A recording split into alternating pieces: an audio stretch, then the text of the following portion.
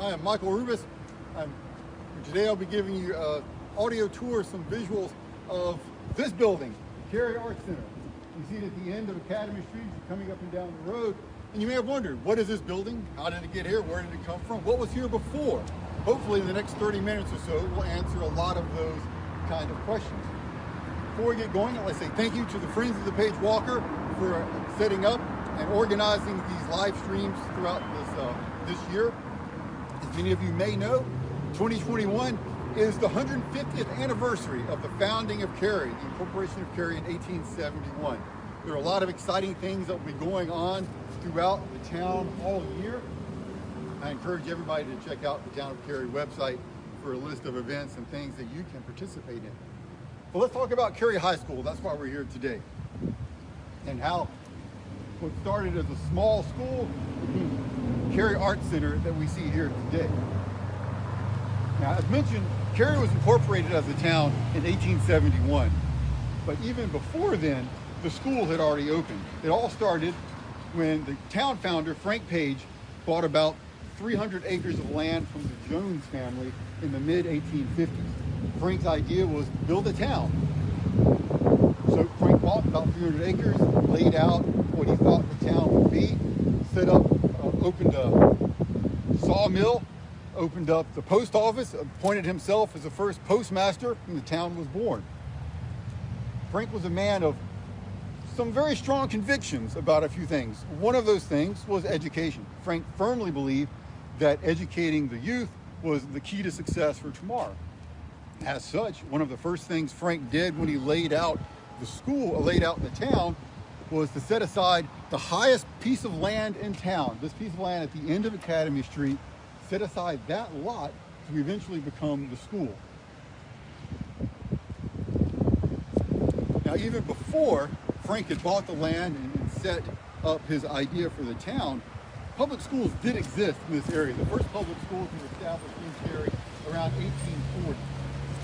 Frank didn't establish his school until 1870, and then we'll talk about later how it became Cary High School in 1896. Most of those early schools before Frank's school were simple one-room log cabins, very small, one teacher teaching all the subjects, all the grades in one classroom.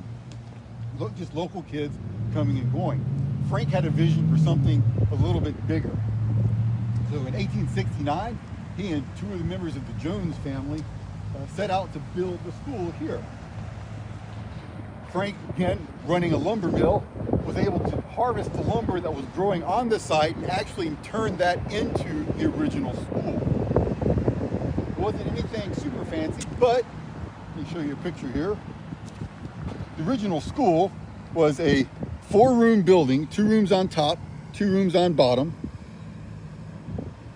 Right? It was a private school. You paid to come to school here. It was a boarding school. Students came to live not necessarily at the school yet, but in some of the local houses around. Some of the local residents would take in the students as boarders.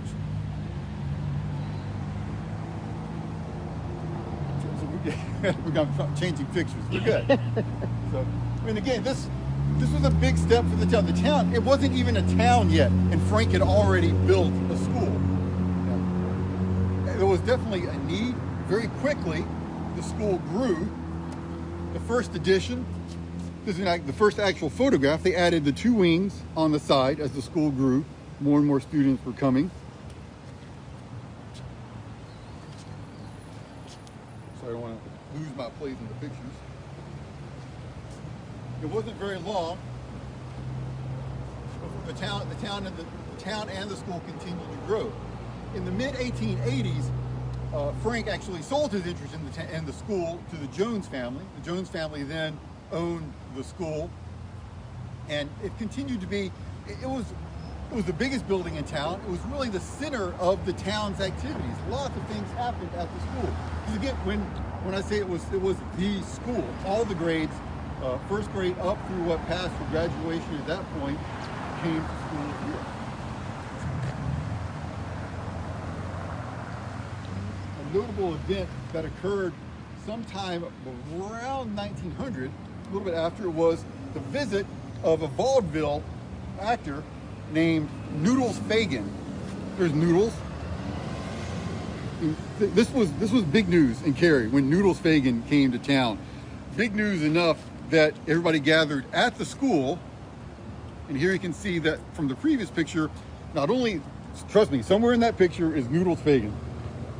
And this is, I'm thinking because of the size of the school, the expansion, this is 1908-ish time frame, maybe 1909. But you see they've added the second story additions on the wings. They'll even make a bigger addition sooner or later. Okay. So things were going along pretty swimmingly until mid-1890s.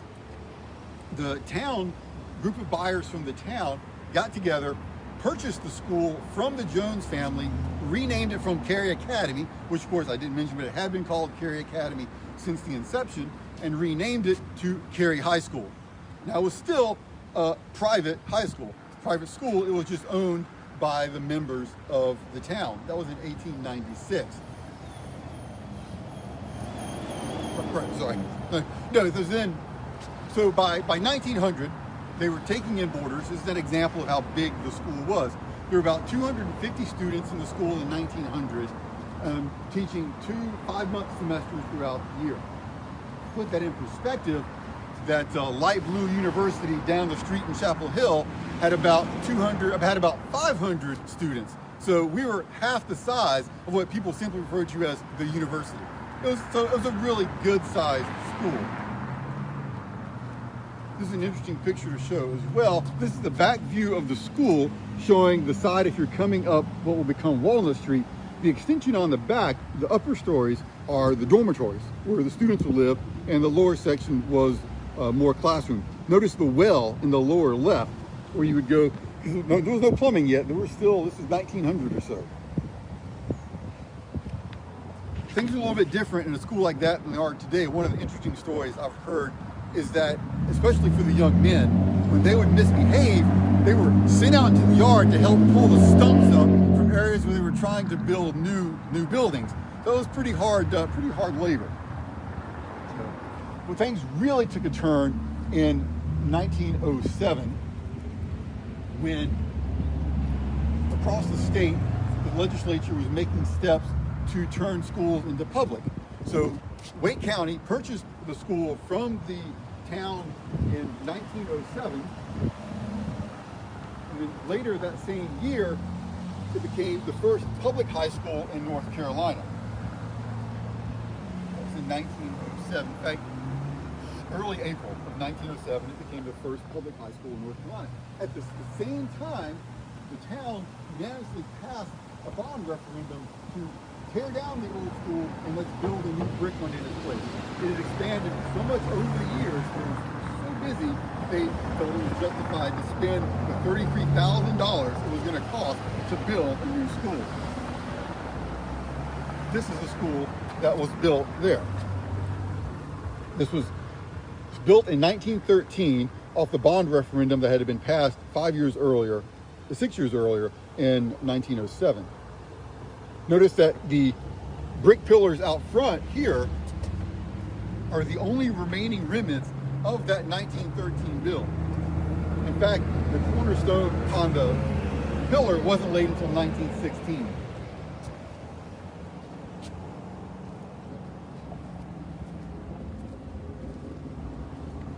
The next 15 years or so, right in the sun. I'm sorry, right in the sun, so this way, better, all right. The next 15 years or so saw a lot of changes in Cary as the town was being built. Electricity came to town, people were getting phone, the main roads in towns were getting paved. By 1927, buses had started bringing students to the school. But one of the people in the community who pushed really hard for Cary to become the first public school became the first principal. His name was Marcus Baxter Dry. And in fact, the house where Professor Dry lived is still right over here beside campus.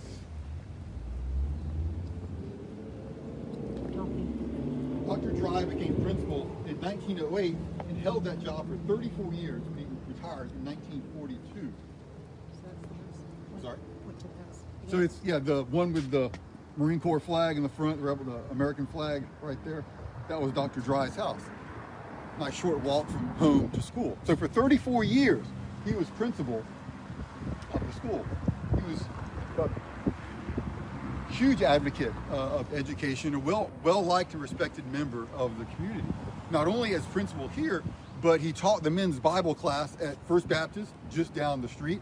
In fact, the men's Bible study room there is named also after Marcus Dry. Of course, as mentioned, Dry Avenue, which runs right in front of the school, is also named, of course, after Professor Dry. So again, things were going along, as well as could be expected. The 20s, then of course, everybody knows what happened in the late 1920s. The stock market crashed. Cary, as a lot of southern towns, was not immune to the bad effects of that. By 1931, the first Bank of Cary had folded. By 1932, the town itself had declared bankruptcy. By 1933, it had gotten so bad that the school was no longer able to take boarders. A combination of the kids being able to be bussed in and the fact that people just didn't have the money to spend to send their kids to live in a private school. As part of the Roosevelt's New Deal Work Progress Administration, it was decided then that the old school, remember this one that had been built in 1913, was to be torn down and replaced with a newer, bigger, even modern structure. And that's the school that we see here today. It's that one that was built in 1938. And it seems like, I think about this correctly, it was the original school, the original brick one cost about $32,000 to build. This one took $132,000 in 1938 dollars. It was a very expensive proposition. When it was dedicated on 2 years later, when their construction was completely finished and they dedicated it, the governor himself, Governor Huey, came here and in his speech dedicating the school proclaimed Cary as an inspiration and model for other communities across the state to emulate. When the Secretary of Education for the state gave his speech, he commented that Professor Dry was the only principal in the entire state who had worn out a schoolhouse. Because when he started, it was the wooden structure left over from the 1870s. He presided over the building and then was principal for 34 years in the first brick building and was still principal when that one was torn down and this building was built. So he was principal through all three of the major schools that were here. Okay, so in fact, one of the neat things that has happened since the school has become converted into the art center is this art project that was created from the lockers that were in the school. We've got a nice picture of Frank Page himself with the 1871 date from when the town was founded. Behind him, there's Dr. Dry, and the date he became principal, 1908. There's some other nice pieces from town, Ashworth there, the clock tower in the middle. That's a nice, interesting art piece. Worthwhile taking a look at. Okay. We'll come away from Dry Street with a little loud. Okay. So at this point, it's the 1940s. The new school is in place. Dr. Dry, so he retires in 1942. But it's what I really want people to come away from this with is a feeling of how important the school was to the town at that time. During the Depression, when things were so bad, there was a cannery. It was part of the school. One of the vocations they taught was women cooking and how to can foods and preserve foods. And citizens were allowed, I'm sorry, I'm in the sun again. Keep walking. Citizens were allowed to come in and use the cannery to preserve food. Again, it was the Depression. Times were really tough. An interesting story that I like is that when the building was torn down, the first brick building was torn down in 1936 or 7 before they were building it, because this was the Depression. Nothing was wasted. Everything was saved. If you lived in Cary in the 70s and 80s, and even in the 90s, and did any kind of buying or whatever, you may have heard of a guy named David Martin, who developed South Hills, developed a lot of houses, built houses here in Cary. He once said that as a young boy under 10, his first job was helping with the destruction of the school by chipping the mortar and cleaning the bricks from the walls they had knocked down because they planned to use the bricks again. In fact, on Western Boulevard, over by the McDonald's across from Wendy's at the corner of Gorman Street, there's a little beige brick-bottom building, And the bricks in that building came from the original school that was here, or the original brick school that was here, built in 1913. In fact, several of the houses around this area that were built in the 1940s, some of the bricks came from the school. So if you live in one of those houses, you never know. You may have bricks that were part of the original 1913 school. We're going to head back towards the back side of the building a little bit and get a view of the side. Again, the school was a big part of central life here. A lot of things happened here. And again, even through the 1950s, it was the Cary School. There were grades, first grade up through graduating classes here. An interesting thing, I think, to note was that in 1946, there was not a graduating class. A combination between the end of the Second World War and so many students had become soldiers, and that was the year that North Carolina moved to a 12-year school program. So the 11th grade, who thought they were about to graduate, had to do another year to get their diploma. So let's going to stand over here for a second. There's another picture to see. So again, in the mid-1950s, it was really more of a community college kind of campus. There was the main school building that we've seen. There was an elementary school on site to teach the younger grades. There was still the dormitories who had been here before, when they stopped taking students in the 30s, became housing for the teachers. They called them a teacherage. And so the boys' dorm and the ladies' dorm became basically apartments for the teachers. In fact, where we're standing now is where the girls' dormitory was. The boys' dormitory was as far away on the other side of campus as you could get it. They were very careful that there was no fraternization between the boys' dorm and the girls' dorm.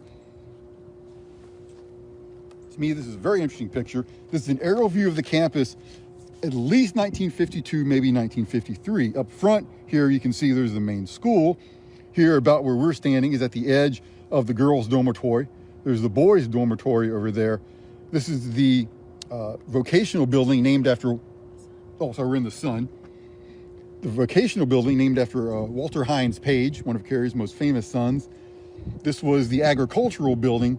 And way in the back with the smokestack there, which is where we're heading, is, other than the main school building, that's the last building that's still here from the 1950s campus. And that's the gymnasium. Now, we're not allowed to go in the gymnasium, but I did come here a couple of weeks ago and take some pictures of the inside. So here's one. Oh, we're getting in the shade, sorry. The director says get in the shade. Keep talking. Yep. So, just a couple interesting anecdote things that went on here in the 50s. Cary, when Frank Page was forming the town, his idea had been to build this industrial kind of town. And obviously that didn't pan out. But what did pan out was his vision of Cary as an education center.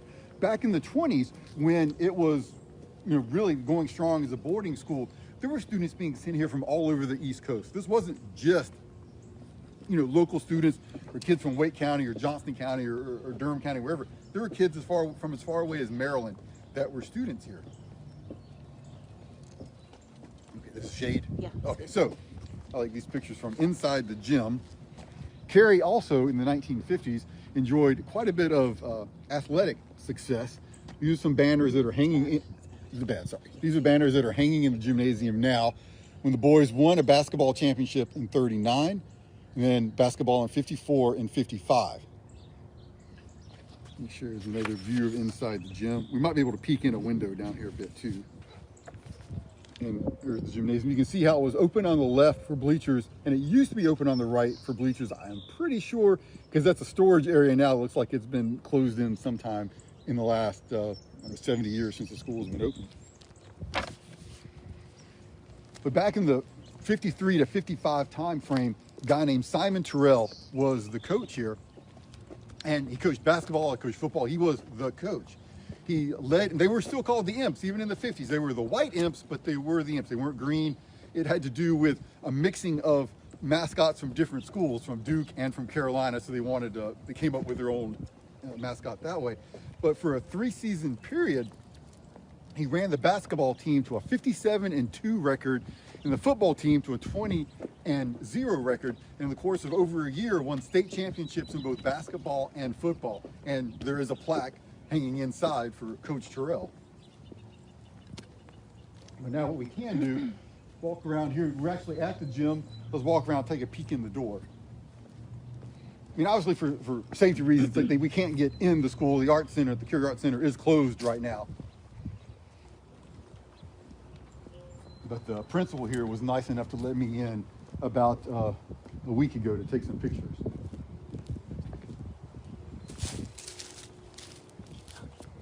Yeah, so as you come up around the corner here, you'll be able to see the same smokestack that was in the picture. How are we doing on time? Okay. Yeah, let's go peek in the door. Smokestack. Smokestack. In fact, as late as, oh yeah, sure. Let me pull out the picture again. Let's go.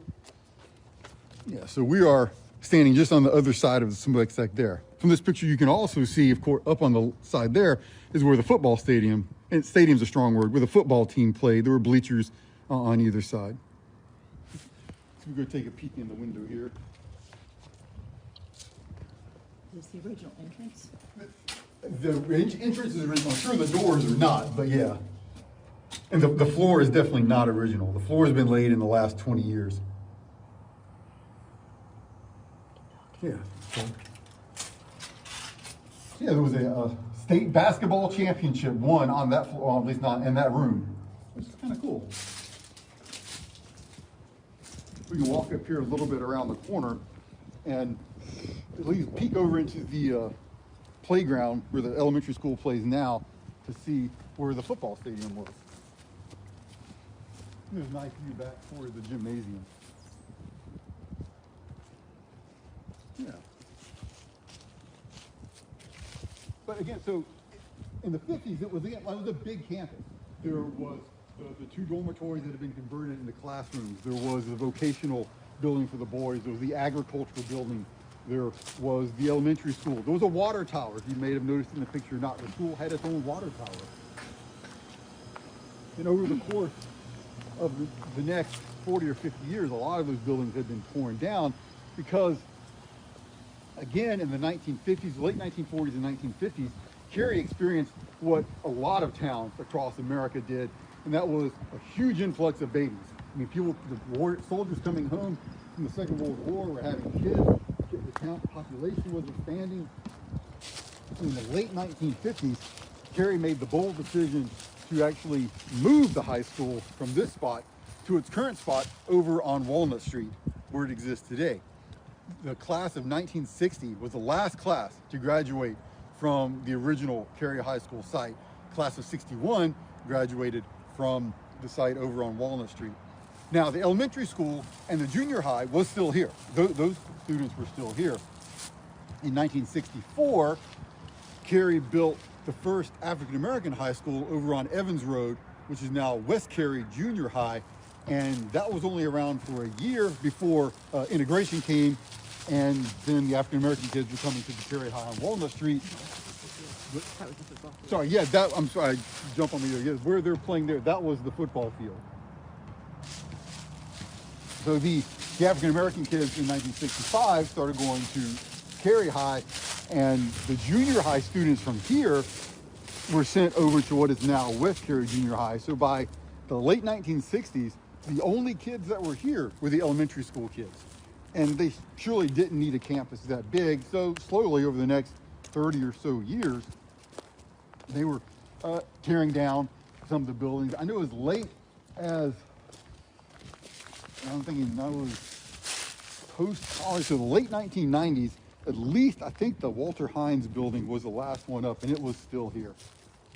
And of course now, as I said, the only building that's still here from that campus is the gymnasium, which is still used daily by the kids. But even then, as the 90s came to a close, it's a big school. It was a big school to maintain. It was expensive to maintain. The elementary school kids didn't need that much space. So by the late 90s, they knew the elementary school kids were moving as well.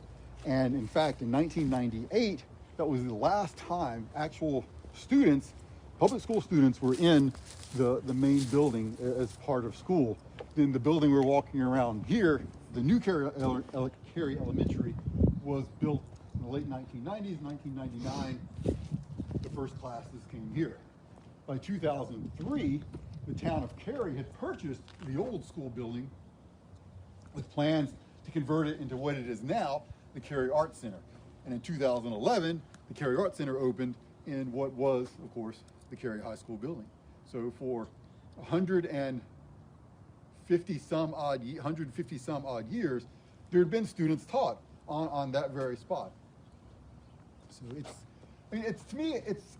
I know that was a whole lot of information really fast. To me, it's very, very interesting that so much has gone on here, and that 150 some odd, 160 years later, Frank Page's vision of a town that was really known for education is still real. I mean, people know about the Cary School District, and people move here to send their kids to school here. So that's really about it. I hope you enjoyed it. Any questions, whatever, just put them in the comments. We'll try and get some of the pictures also posted onto the live stream page as well. And that's about it. Thank you so much for your time.